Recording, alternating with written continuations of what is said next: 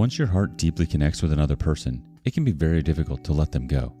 However, infidelity makes for a clean break. Today on Our Space, we learn that once you truly love and respect yourself, you won't tolerate being treated less than magnificently.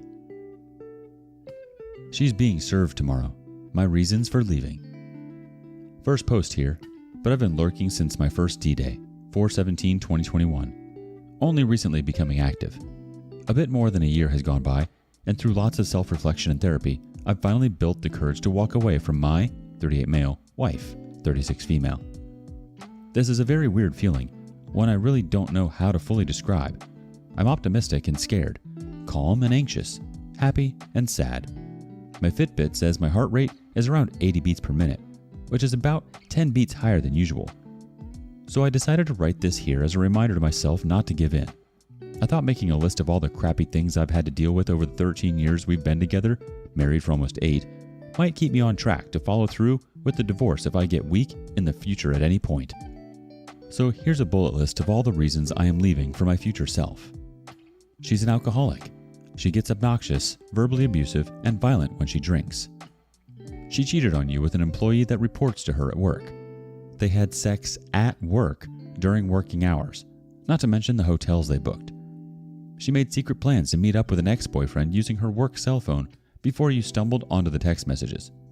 After forgiving her for cheating on you, you discovered she had booked a hotel in August 2021 during a night you were away. Once confronted, she denied and gaslit you. A week after you left the house to stay with family, she finally admitted to sleeping with the same coworker again. The one time she agreed to put a tracker on her phone, you discovered she had left the phone at her friend's house and had her friend text you pretending to be her.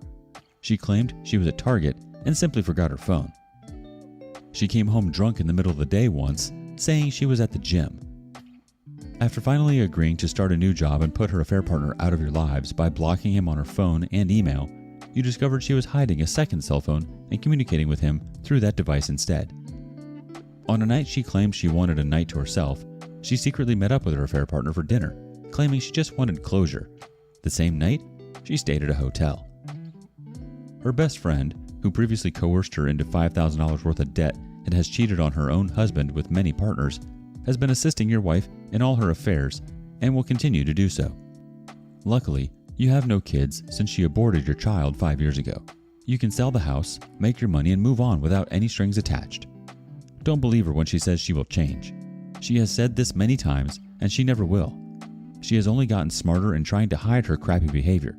Get out. Build your own life the way you want it. Jesus Christ. Just typing all that out makes me question why I stayed as long as I have. Edit. Thank you so much to everyone for the outpouring of support. Today is kind of a crazy day as she is being served while at work. I have the day off and I'm moving my stuff out at the same time. So while I'd love to respond to everyone, I'm on a tight schedule today. Some frequent questions I have been receiving in chats, comments, messages. No, she does not know she is being served today. But 2 days ago, I told her I was pursuing divorce and wanted her respect. She agreed, albeit after love bombing me and promising she would make changes. I shot down all her attempts. I did not want to report her to HR, and I would advise against anyone else doing so. If I pursued divorce and she lost her job, I would have been on the hook for alimony. We both make roughly the same annually, so realistically, she shouldn't be receiving anything from me. Pasting a comment I left to someone in the comments section to explain why I did not leave after so much. It's not easy to walk away after you built so much with one person. A lot of this really only came about in the last year and a half, really. She had a drinking problem, but was always self-aware of her issues and worked hard to overcome everything. She went a long time without touching alcohol. She was sweet, kind, and nurturing for years, and it felt great to spend my time with someone like that. Once the affair started, she seemed to lean into all her negative behavior, and I just kept giving her chance after chance, and now she's used up all her chances. The house is in both our names. I do all the upkeep on the property. I intend on staying in the house to facilitate its sale since she does close to nothing with the house. If she chooses to stay, legally I cannot kick her out, so going full no contact, while ideal, might be tough to do. I'm moving my stuff to my father's house today so I can bail and stay there if all fails. I feel like writing all of this down was a great idea, OP. She's done quite a number on you, none of which you deserved. Although moments of weakness are normal, it usually means we just miss the person we thought they were. Like we were buying into the delusion of a perfect relationship that they were making us believe with their lies and deceit. She's done really nasty things to you, on purpose. In my books, that's unforgivable. Sometimes we need these wake-up calls to keep us on track. I'm sorry, OP. Update. She's been served. Hello, everyone. Once again, thank you so much for the encouragement after my last post detailing the reasons why I finally decided to leave my 38 male wife, 36 female, and served her with divorce papers. It feels good to get over the initial hump, but I know the road ahead is still lengthy and will be filled with many challenges. Ultimately, despite all the rough spots that occurred this past weekend, I'm feeling empowered that I am taking control of my life again. So, here's what has transpired since Friday. She comes home from work and visibly upset and unstable, but trying her best to pretend that nothing happened. She denied ever being served the papers, and took note of things of mine that were missing, and noted the kitty carrier out. She demanded I put everything back, put the kitty carrier away, that she was going out with a friend, and that I had better be home when she gets home. After she left, I packed up the car and went to my father's house. I did not feel safe with her the way she was acting. The Ring doorbell captured her returning home a little after 10 p.m. Then around 11:30, it captured her again in one of the strangest and most unsettling ways I've ever seen my wife behave. She walked out the front door and stood in the driveway for a moment, then began dancing and singing the chorus of "The Boy Is Mine" by Brandy and Monica. After singing the chorus of the song and a couple more verses, she walked back up the front stoop and tried to tear the Ring doorbell out, but she was unsuccessful and walked back into the house. She was obviously drunk, and I was very satisfied with my decision to leave the house and stay at my father's. I have saved the video and sent it to my attorney. On Saturday morning, her friend picked her up at 5 a.m. as they had plans for a day trip to shop at the outlets. I went home and investigated the house. Luckily, everything seemed all right, and nothing was damaged by her. She came home in the early evening and still pretended that everything was all right, and she was never served any papers. I ignored her and stayed to myself on the couch. Eventually, she came and sat down, admitted to receiving the papers, then unleashed a number of different tactics on me to get me to drop the divorce. She threatened, mocked, begged, negotiated, pleaded, love-bombed, and guilted me over the course of 2 or 3 hours, discussing everything. I held firm, laid out my case that I was unhappy and wanted out, that I was tired of being abused by her, lied to, and emotionally tortured. Surprisingly, she admitted to enjoying treating me the way she has, as every time I stayed with her and endured, it evidently showed her how much I loved her. I quickly pointed out the dysfunction in that, which she brushed off as being just the way she is and asserting that she will never sign any divorce papers. Things have calmed down. There's obvious tension in the house still, but we are coexisting and keeping things cordial. My attorney has advised that she has seen this plenty of times in her years of being a divorce attorney, and once all her tactics fail and she realizes that divorce is not going to stop, she will turn to rage and go on the attack. So I'm preparing for the next. This is certainly the start of a very long battle, I'm sure, but I keep thinking of the goal at the end of all of this. Me, on my own and self-sufficient in my own place, not being tormented any longer. I absolutely cannot wait for that day. We have a reaction from Mixture According 4911. Congrats! You definitely are getting out of a terrible relationship. Who admits they abuse people and is delusional enough to say it proves love? Captain Crouton X1 says, the "you better be home" sounds an awful lot like a threat. I honestly wouldn't feel safe sleeping in that house. Keep in mind, she is a cornered, angry animal, and they will do whatever it takes to survive. The next thought comes from Appleboy68. Always listen to your lawyer. Honestly, that's such a sick thing to say to somebody. I enjoyed treating you that way, and you're hurting because it meant you cared about me. That's absolutely abuse, and it's totally not okay. Her behavior is appalling and frankly, scary. I think your lawyer is right. The next stage of her behavior might not be as tolerable, although tolerable might not be the right word. I can see her becoming extremely violent as you start to move further away from her. You were her own personal punch bag. Not anymore. Update. I'm thriving and she's a drunken wreck. It's been a little over 3 weeks now since I served my 38 male, wife, 36 female, with divorce. Once again, I greatly appreciate all the advice and kind words. This is a wonderful community that has really helped me and many others navigate through heartbreak. Many have been reaching out to me asking for an update, so I thought I could give the news on events that have transpired and maybe some of my own personal reflections on everything.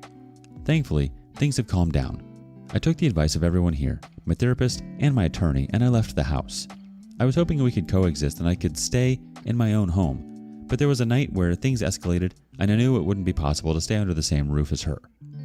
I was staying in the guest bedroom at the time. One night, she had said something nasty, I forget what. Later on, she knocked on my door lightly. I answered to find her in tears as she offered an apology for her actions. I thanked her and asked that she leave me be. After closing the door, she unleashed a fury of vulgarities at me on the other side of the door, then went downstairs and continued her tirade. "Freaking a-hole," I heard over and over, among many heinous insults to me and my family. Luckily, there was no sign of impending violence, but I sat in the room above her as she continued cursing and yelling, hoping she would stop. She eventually did. That night, I slept with the door barricaded and made the decision to leave the next day. Once she left for work the next day, I began packing the rest of my things. Luckily, I work from home, so I had time before work and during my lunch break to pack up my car. After work was done, I jumped in my car with one of the seats and went to my father's, where I have been since. It's peaceful here. The house is not occupied most of the time, and many of the rooms were used more for storage. Cleaning out one of the bedrooms upstairs and buying new furniture has been a fun project. The room I'm now staying in is quite cozy. For as long as I have been married, I have always wanted a gaming room, and that's what I've been working on, turning this room into. I even bought myself a new bed. It's one of those adjustable bases and even has a built-in massage function. I may have gone a little overboard, but I wanted to be comfortable and excited about where I am living. As of typing this up, I can confirm I'm thrilled to be here. I even got my mail confirmation from my Steam Deck, so that was a nice added bonus from Valve. It's as if they knew I was going through a tough time and needed something fun. Ha! There's been some communication between us, but very little. Since my wife does not clean or really know how to take care of the house, I have been visiting on weekends to check on things and grab my other items I may have left behind. Her tone has definitely changed.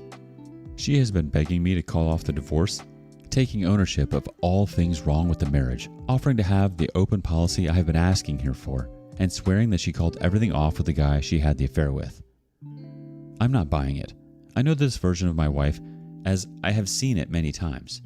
Once the dust settles, she will revert back to her old toxic habits. For now, it's nice to hear directly from the source of my heartache that she is actually claiming responsibility for everything she has done, even if that gesture is a facade and short-lived.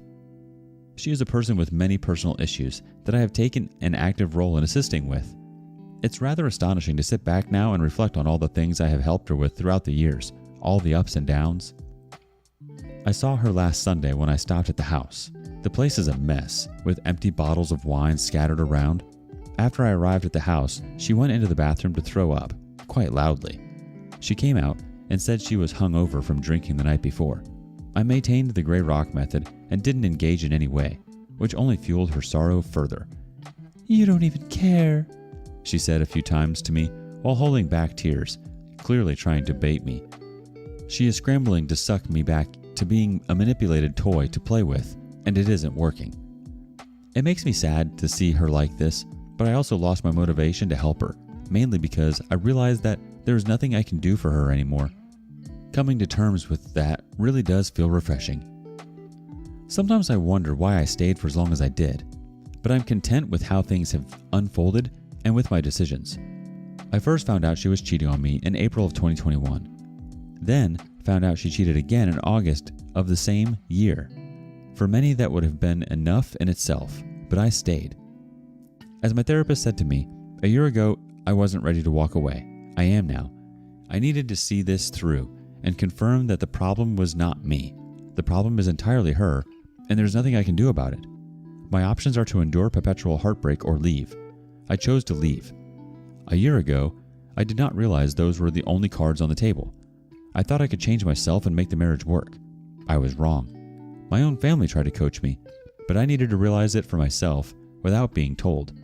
That's the important part of leaving a spouse. It has to be your own decision, not someone else's. This is my decision. I am owning it, and I am improving my life little by little. There's a profound reward in learning a vital lesson in life.